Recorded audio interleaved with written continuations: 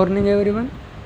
Last हम कल सबने उत्क्लेशन, शोधन, समन और साइन ऑफ गुड अनुवासन वस्ती प्रोसीजर्स और उसके अलावा time of retention for decoction enema, इन सभी के बारे में पढ़ा था। हम अष्टांग हृदय का 19वां अध्याय करते हैं, वस्ती विधि।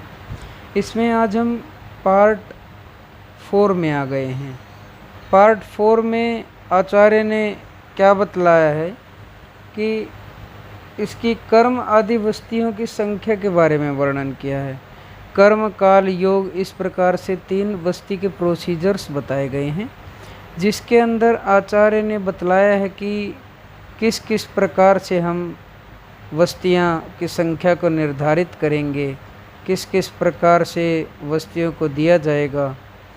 पार्ट 4 में जब हम सबसे पहले इनकी संख्याओं के बारे में हम पढ़ेंगे, क्या कहता है कि सबसे पहले संख्या के बारे विषय में ही बात चलेगी, जिसमें मूल रूप से पहले आचार्य ने कर्म वस्ती के बारे में बोला है। इसमें एक सामान्य आपको फॉर्मूला बता दिया जाएगा कि आचार्य चरक ने जो कर्म, काल, योग है, ऐसे 3 प्रकार माने हैं, वैसे ही आचार्य ने यहाँ पर भी कर्म, काल, योग माने हैं।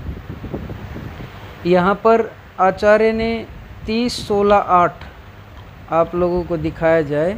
30, 16 और 8 ऐसे आचार्य ने ये बतलाई हैं।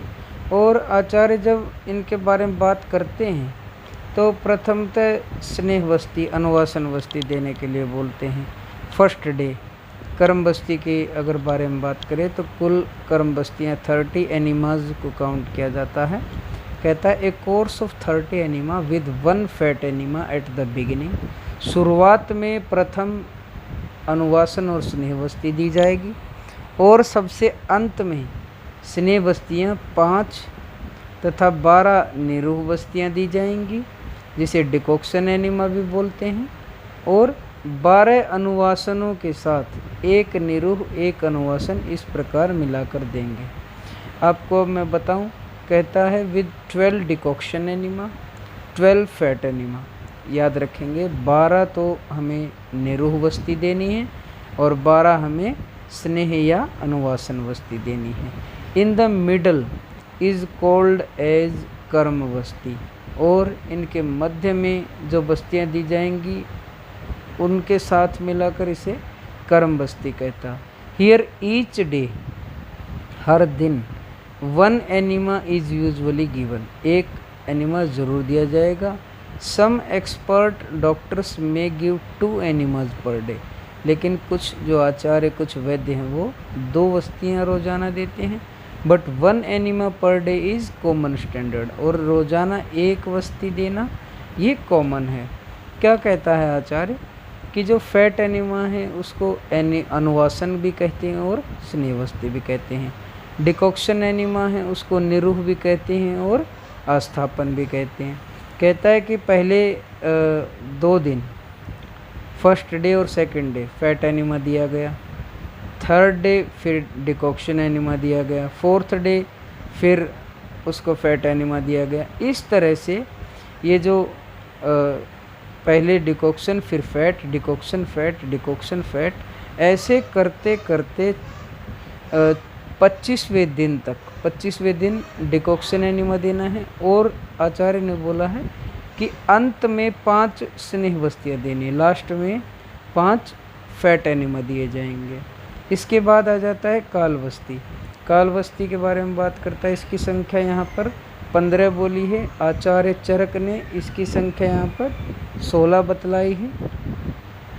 आचार्य ने क्या कहा कि प्रथमतः a course of 15 enemas with 1 fat enema at the beginning. आप लोगों ने देखा होगा दोनों ही कर्म में या काल में सबसे पहले अनुवासन वस्ती दी गई है, मतलब स्नेह वस्ती दी गई, मतलब फैट एनिमा दिया गया है।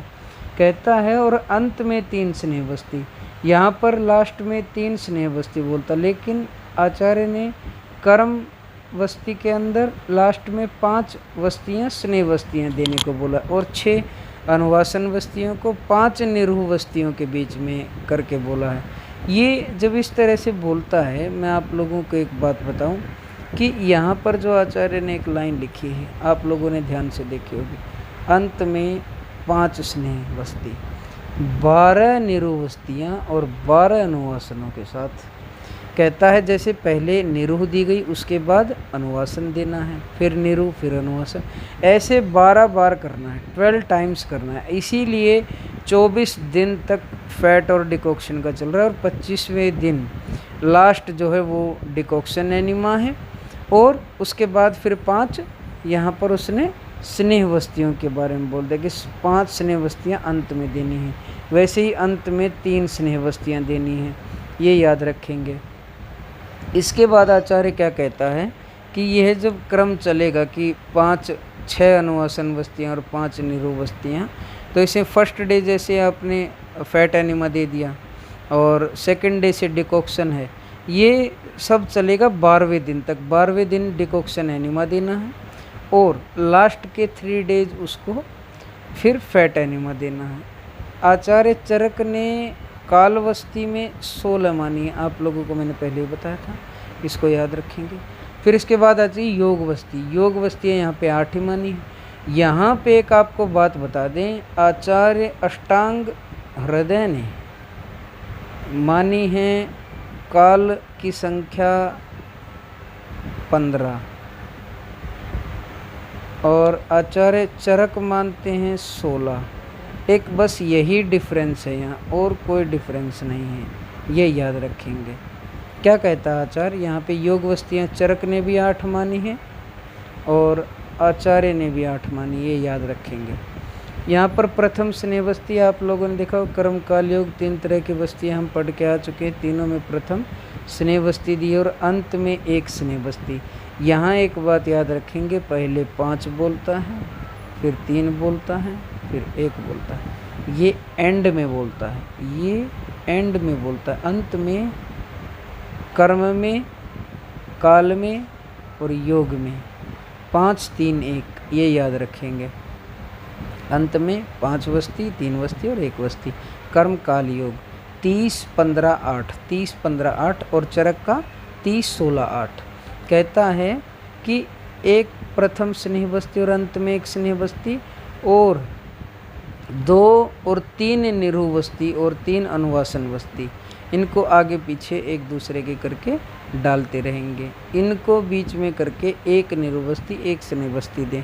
कैसे कहता है योग वस्ती में आपको बता दूं, a course of 8 enemas with 1 fat anima both at the beginning and the end with 3 decoction anima and 3 fat anima alternately in the middle is known as योग वस्ती। पहला फैट एनिमा देना, सेकंड डे पे decoction enema, जिसको पहले को अनुवासन वस्ती, दूसरे दिन उसको निरूह वस्ती, फिर अनुवासन वस्ती, फिर निरूह वस्ती, फिर अनुवासन वस्ती, फिर निरूह वस्ती और अंत में 7वें और 8वें दिन 3 यहाँ पे डिकॉक्शन हो गए तो 3 अनुवासन भी हो जाए। 7वें दिन भी उसको फैट एनिमा और 8वें दिन भी फैट एनिमा दिया जाएगा। 1 वस्ती के अतिशीलन का निषेध, अकेली स्नेह वस्ती या अकेली निरूह वस्ती का अधिक व्यवहार नहीं करना चाहिए, ये बात हमेशा याद रखेंगे। आइदर फैट एनिमा और decoction enema alone should not be administered. More of fat enema may cause nausea and loss of digestion strength। यहाँ पे ये सब बातें इंपॉर्टेंट हैं, आपको पता होना चाहिए कि इससे क्या क्या कॉम्प्लिकेशंस क्रिएट हो सकती हैं। कहता है कि यदि अगर ज़्यादा मात्रा में स्नेह वस्ती या फैट एनिमा या अनुवासन वस्ती दी जाए तो उससे उत्क्लेश और अग्निमांद होता है। उत्क्लेश मतलब नोजिया प्री वॉमिटिंग सिम्टम है, वॉमिटिंग आने जैसा लगता है। और कहता है कि लॉस ऑफ डाइजेशन स्ट्रेंथ, अग्निमांद जो हमारी जठराग्नि है, जो हमारे पेट में जो अग्नि विद्यमान है वो उसकी स्ट्रेंथ कम हो जाती है। और अधिक डिकॉक्शन एनिमा दिया जाए, अधिक मात्रा में निरूह वस्ती दी जाए तो क्या होगा कि निरूह वस्ती अधिक मात्रा में वात के प्रकोप का भय रहता है। It may cause fear of increase of वात दोषा। और इसमें क्या कहता है, इसलिए जिसे निरूह दिया गया हो जिसे आस्थापन वस्ती दी गई हो, जिसे रुक्ष वस्ती दी गई हो, उसको स्नेह वस्ती देना, और जिसको स्नेह वस्ती दी हो उसे निरु वस्ती देना चाहिए। दोनों लाइनें इम्पोर्टेंट हैं। क्या कहता है आचार्य कि जिसको निरुह दिया उसको स्नेह दीजिए, और जिसको स्नेह दिया उसको निरुह दीजिए, दोनों इम्पोर्टेंट है। क्या कहता है आचार्य कि स्नेहन और शोधन, ये जो hence those who are given decoction enema should also be given fat enema, and those who are given fat enema should also be given decoction enema. Enema therapy will balance the three dosha only when it is both lubricating and purifying. क्या कहता है कि स्नेहन और शोधन से युक्त वस्ती कर्म त्रिदोष नाशक है। पहले यदि स्नेहन और शोधन नहीं हुआ है, ये स्नेहन और शोधन की युक्ति से ही वस्ती कर्म त्रिदोषनाशक है। स्निग्ध का शोधन, शुद्ध का स्नेहन, स्निग्ध का पुनः शोधन, यह नियम त्रिदोषनाशक। देखो क्या कहता है, स्निग्ध व्यक्ति का तो शोधन कीजिए और शुद्ध व्यक्ति का स्नेहन कीजिए, और क्या कहता है स्निग्ध व्यक्ति जो उसका पुनः शोधन का, यह नियम ही त्रिदोषनाशक बोला गया है। इसीलिए आप लोगों को मालूम होगा जब हम पंचकर्म प्रारंभ करते हैं, पंचकर्म प्रारंभ करते वक्त क्या याद रखता है आचार्य? पंचकर्म प्रारंभ करते वक्त कहता है कि पहले स्नेहन कीजिए, इसीलिए अध्याय पहले स्नेहन का दिया। फिर कहता है शोधन कीजिए, शोधन करवाया। उसके बाद कहता है कि वमन कीजिए, वमन कराने के लिए कहता है, और फिर विरेचन के लिए बोलता है।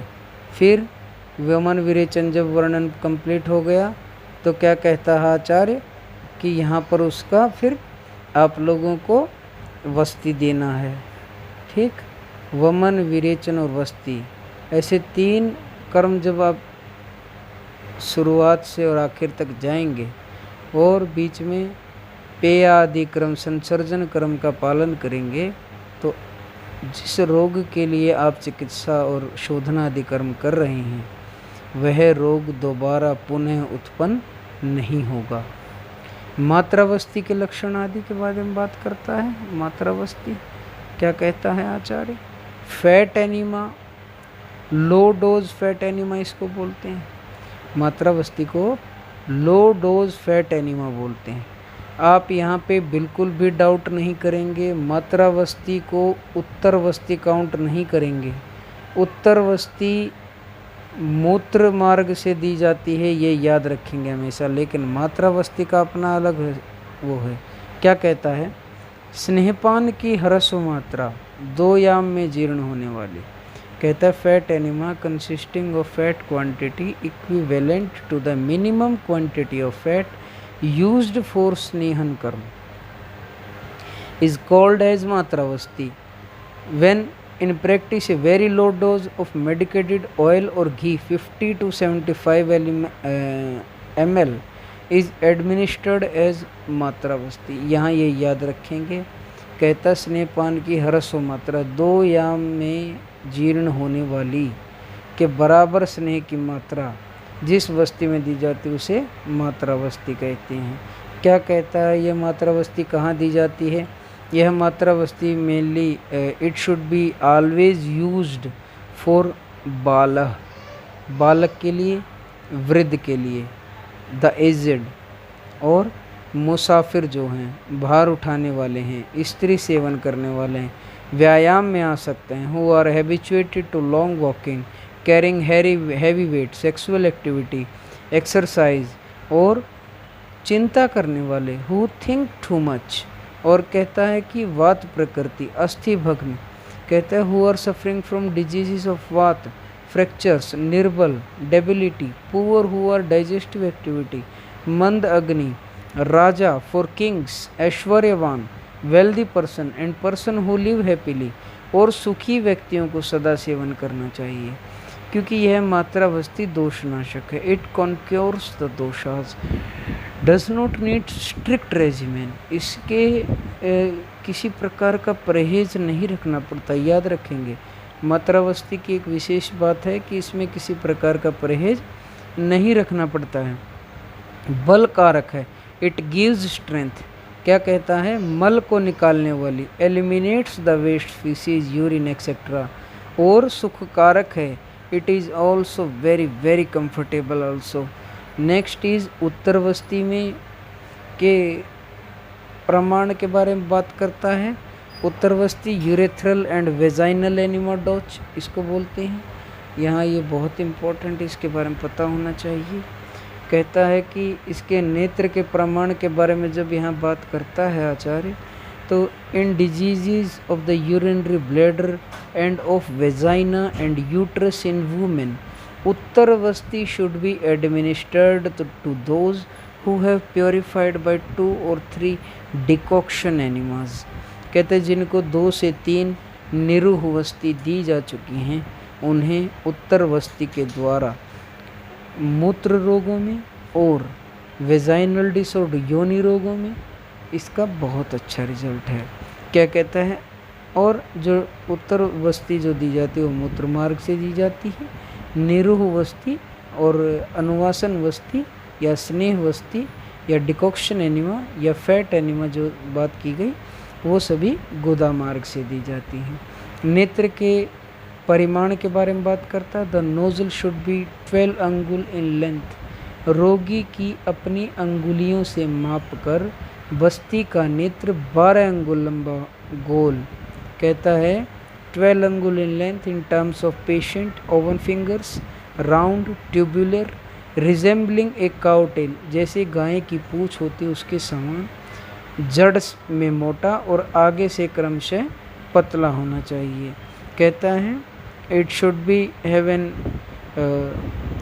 ओरिफिस ऑफ मस्टर्ड साइज, कहता है कि जो इसका मूल है 2 कर्णिकाओं के समान, या जिसमें से आपके सरसों का दाना निकल जाए। कहता है it should be made of gold, silver etcetera metals, कहता है कि नेत्र चिकना और स्वर्ण आदि धातु का बना हो। कहता है इसकी आकृति कुंद, कनेर या चमेली के पुष्प की डंडी के समान और मजबूत होनी चाहिए। कहता है it should be smooth, resembling the stalk of flowers such as kunda, ashvamara, sumanas. It should be strong also. कहता है the enema liquid should be mild in strength, light, easily acting, its quantity 1 शुक्ति 24 ग्राम और lesser। कहता है जो उत्तर वस्ती की जो मात्रा है और यह जो वो लेना, जो लिक्विड जो उसमें लेना है, कहता है वो वस्ती पुटक कोमल होना चाहिए, छोटा होना चाहिए और द्रव की मात्रा 2 कर्ष होनी चाहिए। दोष की दृष्टि से कम या अधिक कर लें, लेकिन कम से कम और रखें तो 2 कर्ष ही रखें। उत्तरवस्ती के प्रयोग विधि के बारे में बात करता है। कहता है 1 शुक्ति इज इक्वल टू 24 ग्राम, आपको पता होना चाहिए। उत्तरवस्ती का प्रोसीजर क्या है, उत्तरवस्ती के प्रोसीजर के बारे में बात करेगा। क्या कहता है, when the patient who have been given bath and food in accordance with the regimen prescribed for fat enema should flex one knees। जो मैंने आपको लेफ़्ट लेटरल पोजीशन बताई थी, एक तो वही थी पोजीशन, लेकिन इसके लिए पोजीशन क्या कहता है, रोगी को स्नान कराएंगे, स्नेहवस्ती के अनुसार भोजन विधि पूरी कराकर घुटनों के बराबर ऊंचे कोमल आसन पर सीधा और सुखपूर्वक आराम से बिठा देंगे। फिर मेहन को स्तब्ध एवं सीधा करके स्रोतों की शुद्धि के लिए सूक्ष्म पतली शलाका से धीरे से शिशन में प्रविष्ट करेंगे। इस शलाका से मार्ग का शोधन हो जाने पर सेवनी के साथ साथ मेहन के अंत तक गुदा में दी जाने वाली वस्ती की भांति हाथ को न हिलाते हुए नेत्र को पहुँचाएँ। फिर वस्ती पुट को दबाने से स्नेह के अंदर पहुँच जाने पर स्नेह वस्ती क्रम को बरतना हितकारी है। कहता है पेशेंट को सीधा लेटाया जाएगा, इसमें लेफ़्ट लेटरल पोजीशन में नहीं लिया जाएगा। कहता है when the patient has given bath and food in accordance with the regimen prescribe for fat enema, जिस प्रकार से हम अनुवासन वस्ती देते हैं उस प्रकार से should flex one's knees, the penis should be held straight, उसके पेनिस को सीधा स्ट्रेट किया जाएगा by the physician and a thin probe. आप लोगों को मैंने पहले ही बताया था कि हम रबर कैथेटर का यूज़ करेंगे, लेकिन पहले जो करता है कि वो पतली शलाका को जो अंदर से खोखले रहते should be slowly inserted by the physician into the urethra to clear the channel. After this clearing the passage the enema nozzle should be inserted along with the line of the suture to the entire length of the urethral passage till the cavity of the urinary bladder is reached without shaking and the enema bag pressed just as prescribed for rectal enema। जिस प्रकार से मैं बिना हिलाए डुलाए हम द्रव को गुदा मार्ग में डाल रहे थे वैसे ही यहाँ पर यूरिनरी ब्लैडर के एरिया में उसे डाल देंगे। Pushing the fat oil ghee etcetera into the urinary bladder, this is the ideal method for a urethral enema. ये एक आइडियल मेथड है और इसी से सब उत्तरवस्ती का प्रोसीजर को अपनाया गया है। इन द मैनर 3 और 4 एनिमा शुड बी गिवन, 3 से 4 एनिमास दिए जाएँ। All the procedures after care food etcetera are plan similar to that of fat enema. जिस प्रकार से हम ये अनुवासन वस्ती का प्रयोग करते हैं और उसके बाद भोजन आदि की व्यवस्था की जाती है उसी प्रकार से उत्तरवस्ती के बाद भी वैसा ही करेंगे। कहता है फॉर वुमेन वेजाइनल और यूट्राइन एनिमा के बारे में बात करता है कि डाउच के बारे में 3 से 4 वस्ती देंगे, ये तो हमें पता ही है, और शेष विधान अनुवासन वस्ती के समान ही बरतना है। लेकिन स्त्रियों की उत्तरवस्ती के बारे में बात करता है। स्त्रियों की उत्तरवस्ती में कहता है कि for women vaginal uterine enema douche should be administered during the menstrual period only. ये बात याद इम्पॉर्टेंट रखें। ऋतुकाल में क्यों कहता है? क्योंकि उस समय पे गर्भाशय कम हो, जो उनका यूट्रस जो रहता है, यूट्रस का मुख उस समय पे खुला रहता है। Doubt should be administered during the menstrual period only. ऋतुकाल में ही योनि खुली होने के लिए होती है, इसीलिए उसी समय पे बस्ती देंगे। इसलिए ऋतुकाल में बस्ती देना आत्यायिक अवस्था में तथा योनि भ्रंश शूल और योनि रोगों में या रक्त प्रदर्ग में बिना ऋतुकाल के भी उत्तरवस्ती दे सकते हैं। It is only that then that the uterus is without its closure material it can be given even apart from the menstrual period in emergency. आत्यायिक परिस्थितियों, आत्यायिक को यहाँ पर आप जान लेंगे, इसको एमरजेंसी बोलते हैं। और इन डिजीजेस सच एज प्रोलैप्स्ड, ये जो आप लोगों ने देखा यहाँ पर योनि भ्रंश प्रोलैप्स की कंडीशन में, पेन ऑफ द यूट्रस और वेजाइना, यहाँ पेन में, योनि रोगों में, in the other disease of uterus and vagina and in menorrhagia. और कहता है कि ऋतुकाल में भी उत्तरवस्ती गर्भधारण के समय 12 दिन या ऋतु काल को गिनकर 16 दिन ऋतु का ही ध्यान रखेंगे। क्या कहता है आचार्य? स्त्रियों के उत्तरवस्ती यंत्र का प्रमाण, the nozzle for this enema should be 10 अंगुल इन लेंथ। हमने देखा जब उत्तरवस्ती ऊपर जब बात कर रहे थे तो 12 अंगुल बोला था, लेकिन यहाँ पे स्त्रियों में इसको 10 अंगुल रखा है, वहाँ पीछे पुरुष के लिए 12 अंगुल रखा था।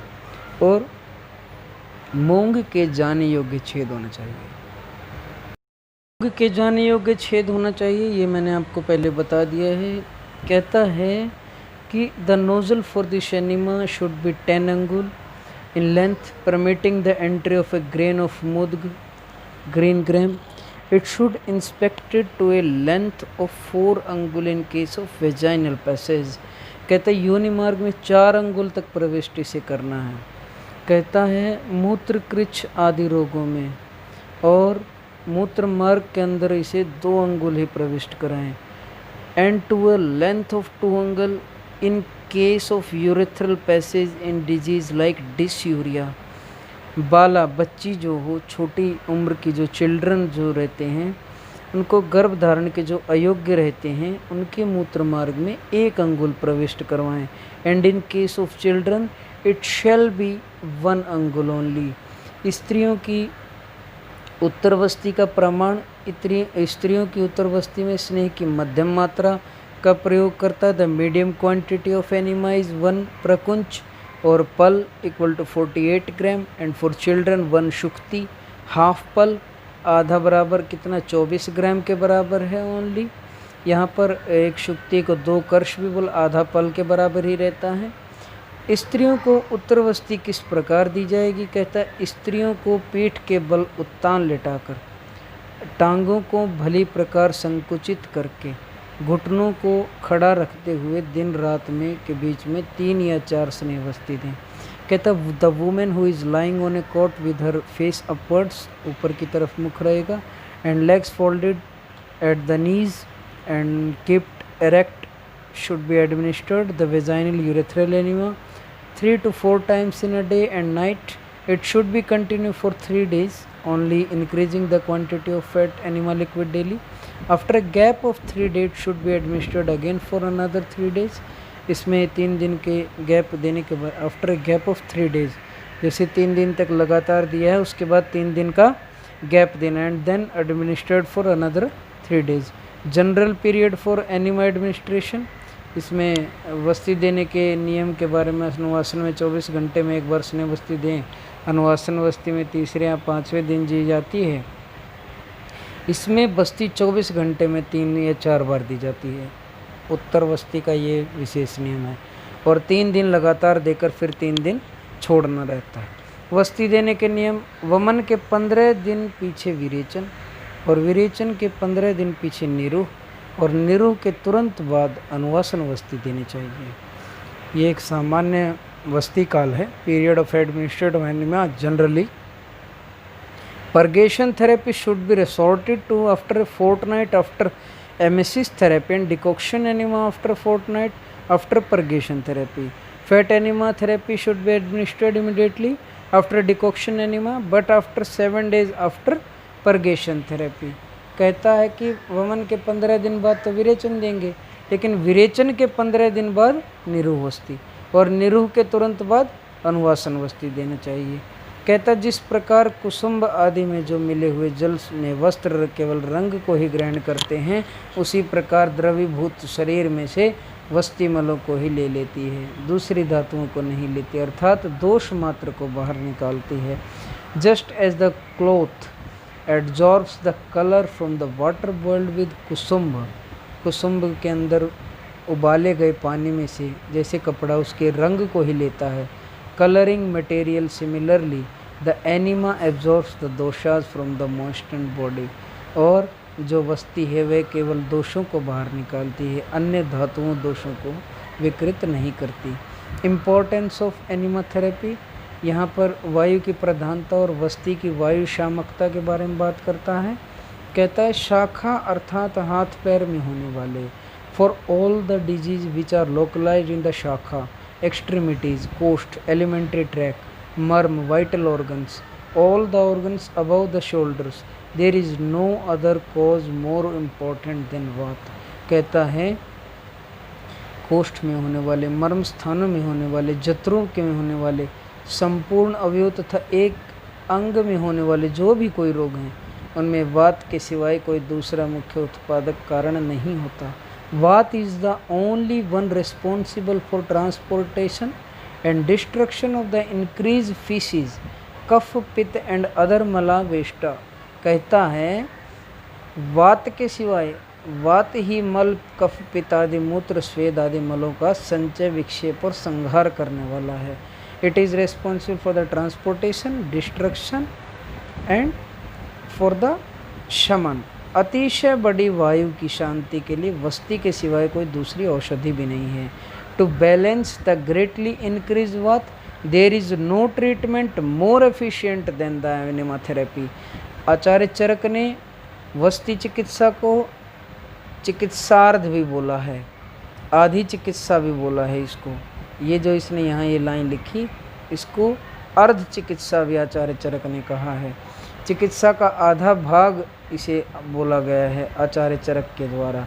ये आप देख लेंगे यहाँ पर, इसको चिकित्सा का मतलब हाफ ट्रीटमेंट इसको बोला किसी भी वात रोग के लिए. और बहुतों कईयों के लिए विचार में तो वस्ती ही संपूर्ण चिकित्सा है, और बहुत से आचार्य ऐसे बोलते हैं कि ये वस्ती ही, hence it is describe as half of treatment, अर्ध चिकित्सा बोलता है. And of all diseases with some other authorities say that it is the full treatment. इसको complete, इसको चिकित्सा भी आचार्य ने बोला, ये इसकी प्रशंसा में इसको बोला गया है. आचार्य ने सिमिलरली सिरा व्याधि venesection treatment is considered to be effective in vitiated blood condition. और इसके अलावा आचार्य ने अलग अलग इसमें रक्त मोक्षण चिकित्सा को भी बोला है, जिसमें सिरा वैद्य करते हैं। वेनिसेक्शन इसको बोला जाता है और उसमें वेन्स से ब्लड निकाला जाता है।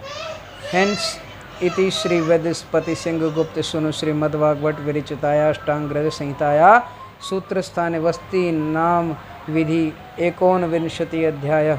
यहाँ पर हम वायु की भांति निजागंतुक रोगों को उत्पन्न करने वाले रक्त की औषध होने से शिरावैद्य भी बस्ती की भांति संपूर्ण चिकित्सा, मैंने आपको बोल दिया। Venesection treatment, blood letting therapy इसके अंदर रहती, शिरावैद्य किया जाता है। Consider to be effected in vitiated blood condition, बहुत से रक्त की औषध होने से शिरावैद्य भी बस्ती की भांति संपूर्ण चिकित्सा है, रक्त के रोगों में बेनिफिशियल है। मैं आपको बार बार इसीलिए बोल रहा हूँ ताकि ये आप लोगों को बिल्कुल अच्छे से लर्न हो जाए। आप जब वीडियो देखते हैं तो उसको कंप्लीट देखिए, क्योंकि जब क्वेश्चंस आपके बनेंगे तो हर एक जगह से बनेंगे। Read, right, learn, mark, stay home, be safe. Thank you so much.